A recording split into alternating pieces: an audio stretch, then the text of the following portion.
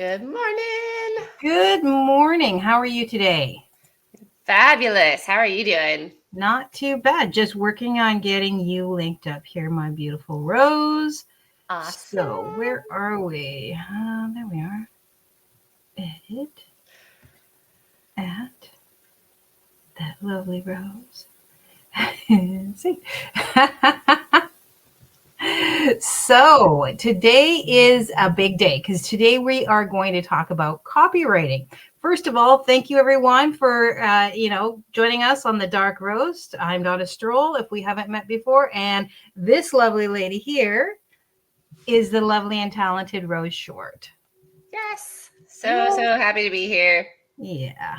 It's so we are all over the place today. We are on Instagram.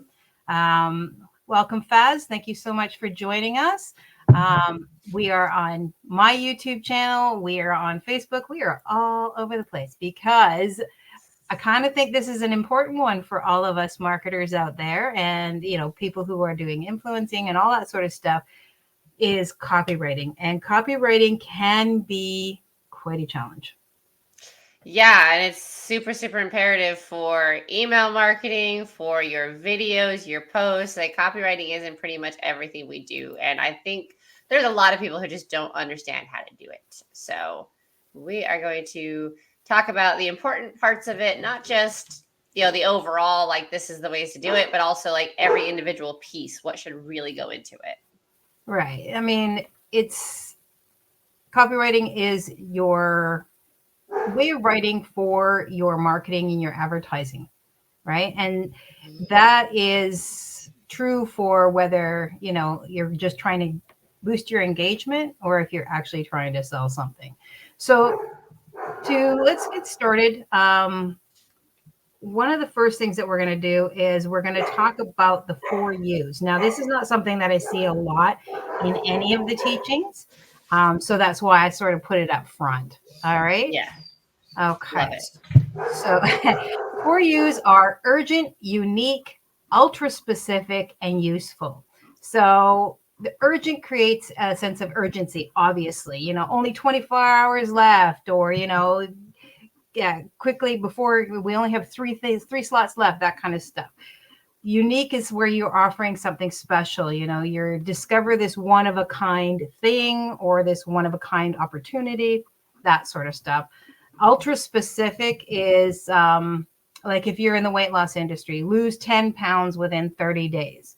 That's very specific. You're giving them a very specific result or, whatever that they can get with your product or your service.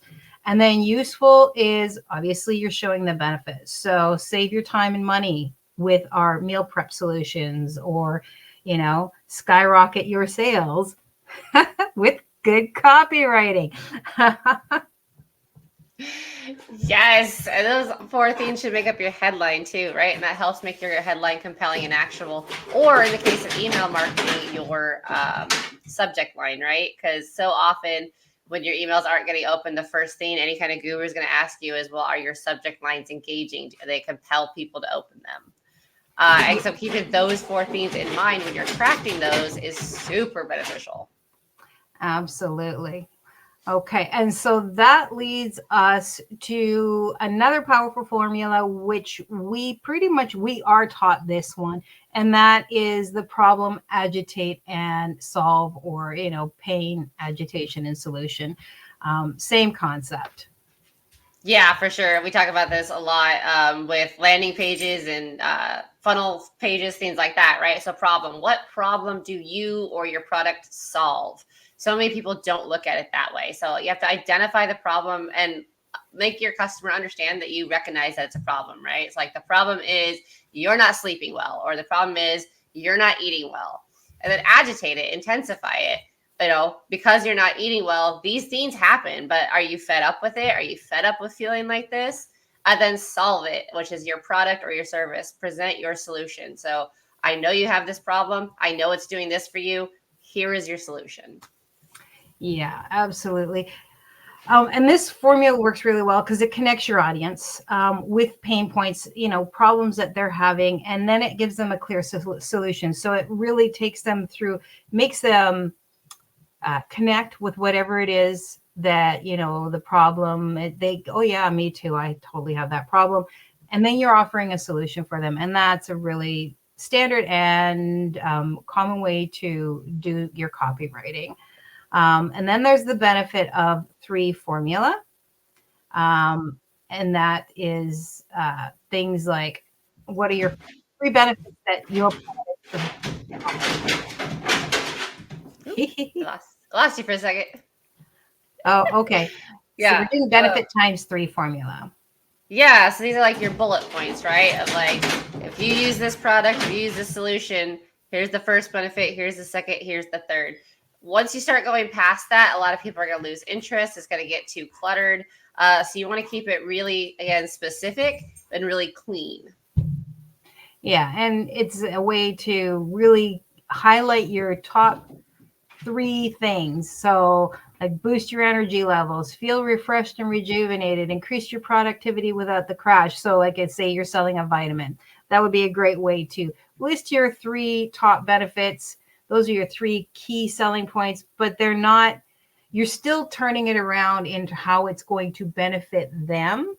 Not this gives you more energy. It's boost your energy levels. You're making it more personal for them. And I think that that's really important too. Instead of telling, you're showing, you're bringing them into it. You're putting them in the place of how this is affecting them. And I think that's important. That's important if you're writing fiction too, right? Or you're doing the show, not tell. You're doing active voice versus passive voice. These things matter because one engages people and one makes people go, okay.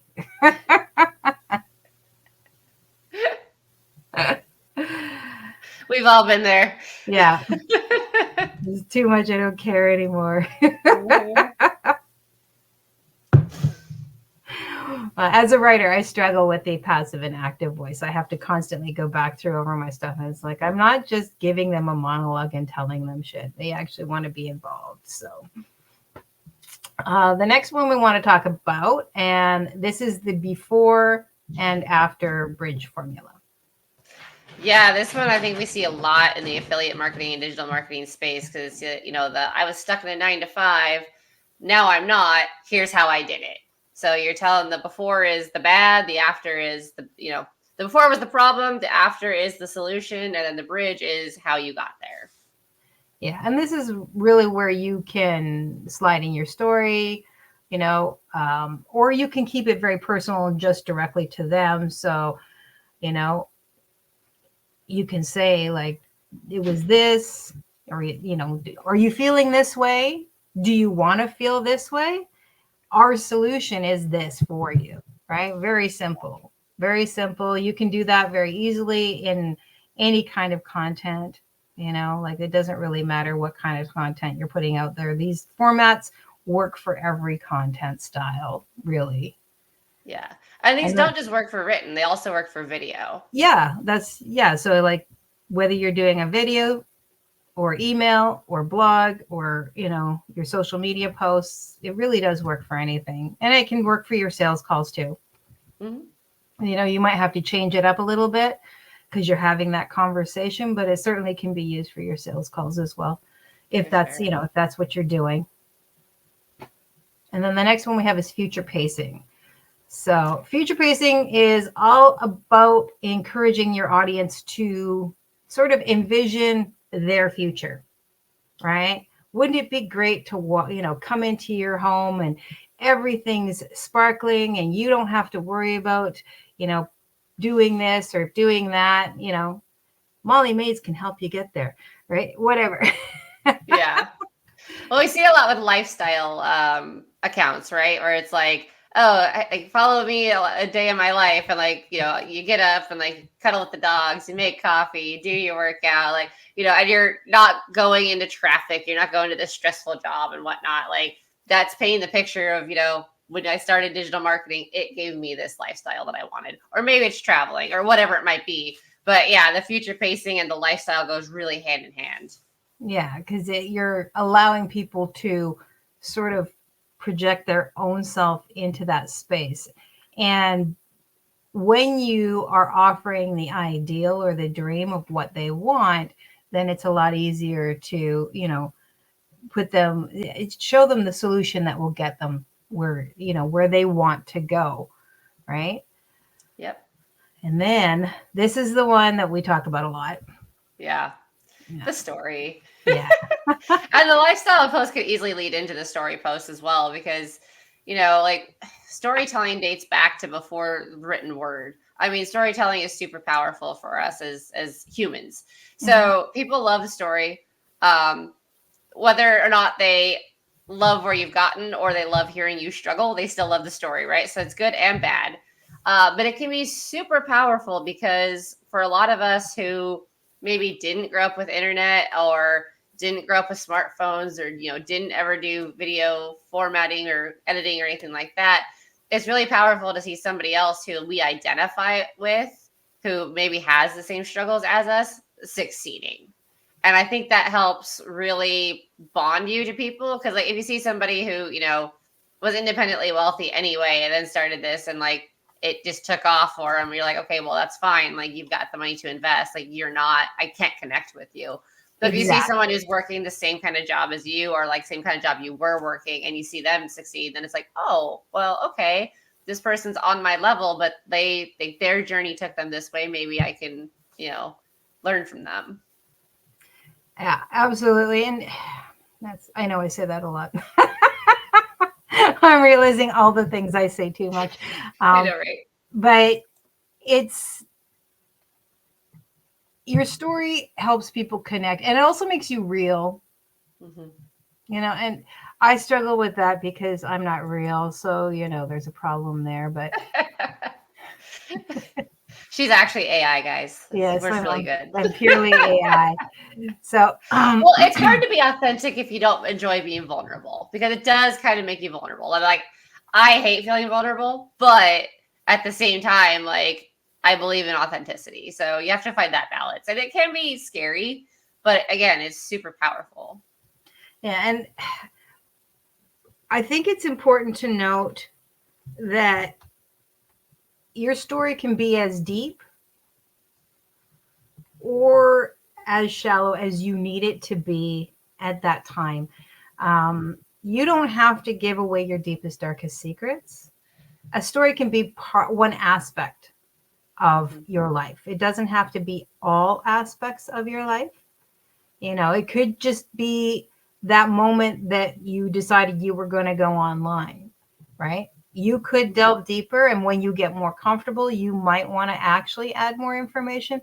But don't feel like, because I think that this is something that stops me a lot of times, is I feel like, oh, I have to give up the farm in order to do my story. And some of that's just not really, and it's funny because if I'm talking to somebody, I have no problem sharing that, but it just feels impersonal. So therefore I have a harder time sharing some of that information. But I mean, when I'm telling my story to people just in general, they're like, holy shit. You should write a book. And I'm like, no one cares. Well, and it's also different because like when it's one-on-one, you've already talked to the person, you know it, right? But if you're putting it out on the internet, like you already know you're opening yourself up for trolls. Like we were just talking about this before we jumped online, right? Like I can always tell when my content's getting put in front of more people when I start getting the nasty comments about my facial piercings. And so it does open you up to ridicule from people that you're not necessarily trying to connect with. And I think that's part of the hard part online. Yeah, absolutely. Yeah, I agree. It's trolls make everything gross. But the reality is that if you don't feed the trolls, they have nothing and they starve and they go away. Because you're just not, you're not giving them what they want. And so therefore they just go find a new target. So don't feed the trolls, never feed the trolls. Yeah. Nope. Let them go feast somewhere nothing else. Just to keep your engagement up, respond with something kind or, Pretend you're in retailing. You're just using the nicest voice because it's irritating them more. Exactly. And the stories don't have to be complicated either. I think everyone overcomplicates them. Yeah. And I think sometimes people think that the story means they have to have some dramatic event And because we see those stories, you know, their origin story, it's like, you know, you're not Superman. Don't worry about it. You don't need a big dramatic thing. It could just be simply that, you know, you're a mom and you've been at home and your husband's off doing the job thing and you're cool with that plan. And your story is how, you know what, I just wanted something extra for me. I just wanted something to keep me more active, or, you know, I saw this and thought that'd be cool to add to so that I can, you know, take my family on holidays. That's a story. You know, your lifestyle is a story to somebody else. So it doesn't always have to be the heart-wrenching or, you know, the triumph over evil kind of thing. So yeah. And I think we get caught in that rabbit hole because everyone always talks about the hook. Like, you need to have a strong hook. You need to have a strong hook. The hook is just the turning point in your story generally. It's, you know what, like, this happened and this is how I got here. Like, one of the most popular sounds on, I think, TikTok for a while was the one where it's like the record stopping. It's like the, so how did we get here, right? And like, that was popular for a reason, because that's what people like to see is like, oh, but how did you get there? And so that's a really powerful way to tell your story, have a solid hook, but not overcomplicate it. Yeah. We tend to overcomplicate just simply because, you know, our brains overthink. You know, if overthinking burned calories, I'd be dead by now. So that's just the state of life. I don't know too many people who don't tend to overthink a situation, especially when you're tying it to finance or success, right? If you're, you know, if it's just, should I have pizza tonight, or should I have, you know, or should I actually cook? We don't overthink that too much. It's like, do I have the energy or don't? But when it becomes your future, your financial success, your business success, whatever, then we tend to overthink every little step along the way. Am I doing this right? Have I listened to the right people? Am I, you know, all those things. So, yeah. Yeah, so basic story post, it really makes up 5 elements, right? You got your intro, the conflict, the turning point, the resolution, and then your call to action. Now, the call to action, I think, is another area where people can get it wrong. Your call to action, like we've said it before, doesn't have to be a sales pitch. It doesn't have to be slimy and scammy and gross. It can be, if you're feeling stuck, hey, let's talk. Or, comment free, whatever. Or just, follow me for more. That's a really powerful one, because, maybe they don't need to buy something, but maybe they need a reminder to follow you. Mm-hmm. Yeah, I mean, we're getting better at reminding people to subscribe. So we're terrible at it too. Yeah. I mean, it's easy when it's not on the fly necessarily, but yeah. Speaking of which, oh, look. You gotta drop it. There's our channel link. Getting smarter and putting it somewhere easy for me to actually access and drop it on board. Love it. Okay, so how can we put this all together? So you use in your headline, you're going to use your 4 U's, that you're going to give them the only 24 hours left to discover a unique solution to whatever the problem is. It's guaranteed to work. So there, boom, you've given a time limit, you've given them a solution, you've urgency and all of that sort of stuff all together. Then you're going to give the supporting copyright, which is your problem. Are you having trouble doing something? Are you feeling, stressed or whatever, worrying about it all the time? Imagine how frustrating that is. That's agitation. You're going to just keep, building it. And then you're going to say, with this solution, we can finally make, headway in whatever that problem is. So it's really simple, really quick, easy. You've got you're doing that whole urgency situation, the 4 U's at the beginning, and then you're just carrying them through. Yep. And then, of course, your 3 benefits. So again, not saying you're going to feel this, you're going to feel this, just, boost whatever, increase your income, whatever it might be, right? The top 3 benefits. Yeah. And then you've got your before and after bridge, which is, if you're, before I was having, you're having this problem, are you having this problem? Or, like, here we're going to go with sleepless, stuck in a cycle of sleepless nights and groggy days. Imagine waking up energized and ready to conquer the day. That's before, that's after. Your bridge is our sleep remedy is the key to transforming your nights and days. Now, that before could even be your hook. If you wanted to keep it that short, that's, for a video, for a simple short video or a story, that's super easy, right? Yep. That's super easy content. Yeah, future pacing could be a good way to do that too, right? Like we see a lot with the POV, right? Point of view. That became really popular because the whole thing was point of view. You're enjoying your day, or you're not stuck in traffic, or whatever it is. Like getting whoever you're talking to picture that life that they want instead of the life that they have. Yeah. And then, of course, you're going to weave your story in wherever you can. And you can do it with almost pretty much with every single one of those different content styles, those different copywriting formulas. You can weave your story in. You can weave it in a tiny bit, or you can go full on, create a big thing out of it. But it's an opportunity always. So yes. I added a little something to ours. I don't know if you see it on your end. I added some best tactics for copywriting for online. Oh, love it.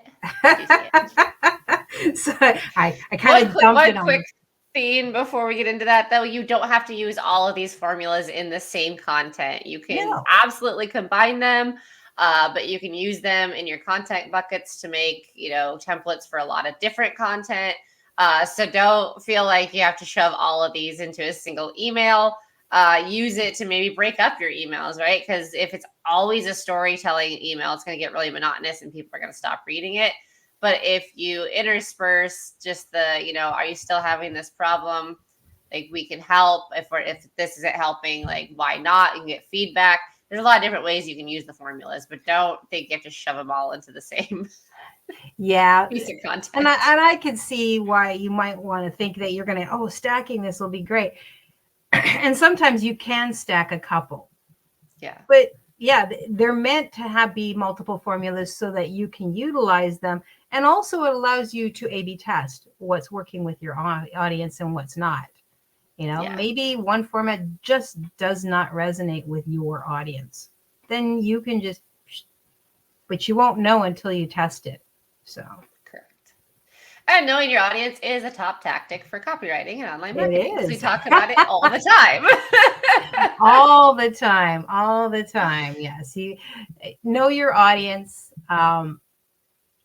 because when you know who they are, then obviously you're going to be able to tailor your content a lot better.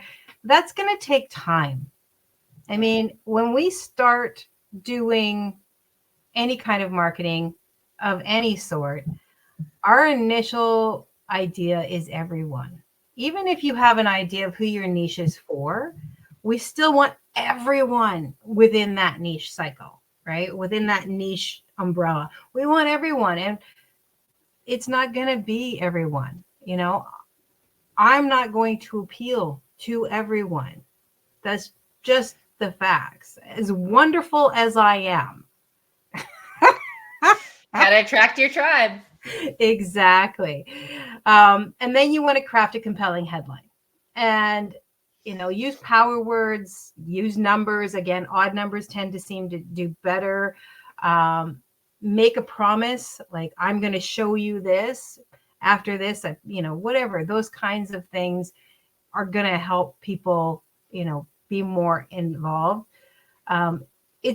You're open, like when you're talking to a friend and you're like, guess what happened, right? They're going to go, what? Yep.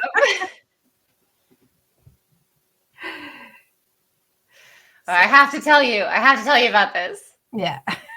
You will never believe what happened. Yeah. All those kinds of things. These are the things that's your strong headline, because you're pulling people in. They want to know. You're creating that sense of curiosity in them. So. And then focus on your benefits, not your features, right? So we see this a lot with like tech or automation where, they're not saying like, oh, well, we use this integrated AI system da da da. No, they say, hey, automate your responses to messages to like make your life easier. And there's a reason why, because the how it gets there doesn't necessarily matter, but the benefits are what they're looking for. Yeah, very few people care about the road they're walking. They only care about the destination they're getting to. And so your job is to show how they're, the benefits of that destination that you're trying to steer them towards. And then you're going to use social proof anytime you have it, testimonials, case studies, reviews, anytime that you can pull something that's going to prop up and legitimize whatever it is that you are trying to provide, that's absolutely going to be beneficial to you. Yes, but choose carefully, because 2 years ago we saw that people sharing snapshots of their commission payouts and whatnot was beneficial, and now a lot of people just think it's gross. Well, and I don't necessarily think that, and I've never thought this personally, I don't think showing your payouts is necessarily social proof. Social proof to me is what other people are saying about it. Other businesses, what are people saying about it? Because that to me is a lot more social proof than showing me a bank balance, because I have been around the internet since before it was the internet. And I can tell you, and I've also worked in marketing for a really long time, and one area specifically where statistics were necessary. And you can make things say whatever you want. Yeah. And with the invention of AI and people who have skills on any kind of graphics, I can make anything look like whatever I want. So your money, for all I know, that could be absolute crap bullshit. Or you could be showing me something from 4 years ago, which is another thing that I don't, to show me the up to date. If it's not in the last 2 years, I'm not necessarily going to be all that interested in it. So your social proof needs to be relevant and as current as possible. Agreed. So then sense of urgency. I hate this one, but it works. Make FOMO is a real thing. So I live in a house full of people who run on FOMO. So yeah, exactly. So time sensitive language, limited time offer, exclusively for a limited time, like things like that. That's why a lot of landing pages will use timers, countdown timers on the funnel, like as you're reading through or watching the video or whatever, there's also a timer going on. That's like, if you don't, buy by the time this gets to 0, then you'll miss out on the discount or whatever it is. Again, it's not a tactic I like, but it is one that works. Welcome, Kristen. Thank you so much for hanging out with us today over on Insta. Hey. Just sort of trying to get everything together here. Yeah, and I mean, the urgency, limited seats is a big one. I have room for 2 more people. It's just, we saw it a lot last year with the coaches, right? Like my mentors taking on 5 new people, blah, blah, blah. Yeah, and again, that's not necessarily going to work for everyone, but the reality is it does work. Like I say, I live in a FOMO house. Nobody wants to go to bed, no matter how tired they are. They can literally be falling asleep on the couch, and they won't go to bed because they're afraid they're going to miss something. Yeah, it's just nature. It's just nature. Now the next one, I think we're getting close to the end of it. We are. We're on CTA. This is a big one. And like you mentioned earlier, this is it's everything, right? It's not just sales. No, but it does need to be specific. And I think that's where a lot of people get it wrong, because they'll be like, if this is you, like, buy this program, instead of being like, message me so we can talk or something like that. So it should be very, very direct. Think of it like asking somebody out. Like, you're not going to go up to them and be like, hey, would you maybe possibly, want to go to a movie with me? No pressure. Like, no, just, hey, you want to go to the movie? Like very direct. Absolutely. And make sure that it ties to your content. So don't have, your content be one thing and then you're asking them to do something completely different or something that has absolutely no bearing to anything that you've just posted. If you're going to just do a fine quote or something, you don't have a sales call. You probably wouldn't have a call to sales call. You do more like a like and follow for more. That would be more of an engagement style CTA. So just make sure that your CTA is matching whatever your content was. Yeah. And I mean, copywriting is all over the place. So like we mentioned, it's your blog posts, it's your social media, it's your email newsletters, landing pages is another form of copywriting. So your funnels and all of those things have copywriting on them. Your product descriptions, if you are dealing with physical products, require copywriting. You can't just tell them what a product is. And you can write a story around a physical product. Make it fun. I mean, we see those posts all the time where people put something on, say, Craigslist or Facebook, and they've done like this just hilarious copywriting, and then it ends up getting shared everywhere. That product was sold. It was sold right away. I mean, just because so many people came and looked at it simply because it was entertaining, even though it was like, some broken mirror or something, or some mirror that they wanted. It's haunted, Yep. This will pull people in. So it works for your physical products as well as your digital products or your services. It's not limited to just one thing. Yeah. And we even use it in real estate. Like one of my favorite examples of that was there was a listing that the backyard was just non-existent. And that was one of the biggest gripes of everybody who came and looked at it. And so it was like, okay, well, let's just call it out in the copywriting from the beginning. And so basically we changed the headline to backyard removed for your convenience. Don't want to mow? That's fine. There's nothing to mow. And, made what was a pain point into the copyright as a joke, and like the house sold because there was a specific amount of clients not looking for a backyard because they didn't want to deal with mowing the lawn and stuff exactly like that. So, you provided a solution. You took what was a problem and turned it into a solution through your copywriting, because I know that I probably would have been like, that's not so bad. Yeah. Or it'd be so funny, you'd have to at least go look at it, right? Yeah, like what are we talking about? No backyard? Or is it like a patio? Exactly. So there are ways, to get creative that will, and again, though, it's knowing your audience, right? And that was the problem, was the original listing was trying to talk to everybody. And it was like, okay, well, let's get really specific. Who will this house actually benefit? Yeah. And so again, like we said, it's utilized in multiple ways, utilized in multiple formats.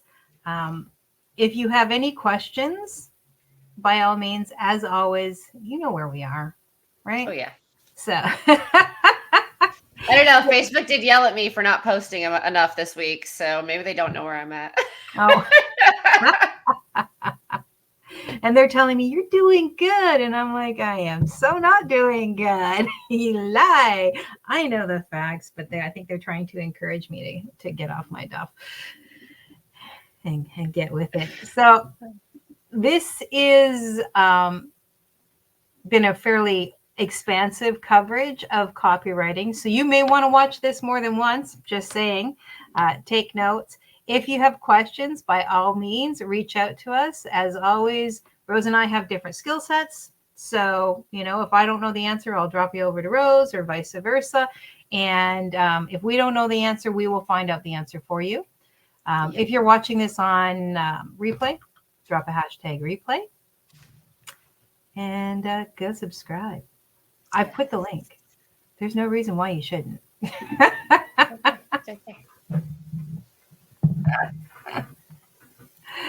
So any ideas on what you want to talk about next?